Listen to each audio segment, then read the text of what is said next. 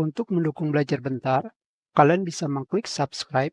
Halo, selamat datang di Belajar Bentar. Sekarang kita akan belajar mengenai cara menghilangkan garis pada game 2 dimensi di PCSX2.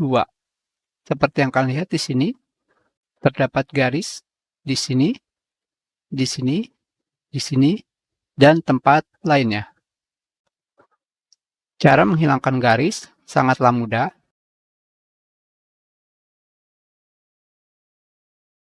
Kalian hanya perlu pergi ke setting, grafik, di sini, pada bagian rendering, kalian pilih internal resolution-nya, kalian rubah menjadi native PS2 default, bukan Full HD seperti ini,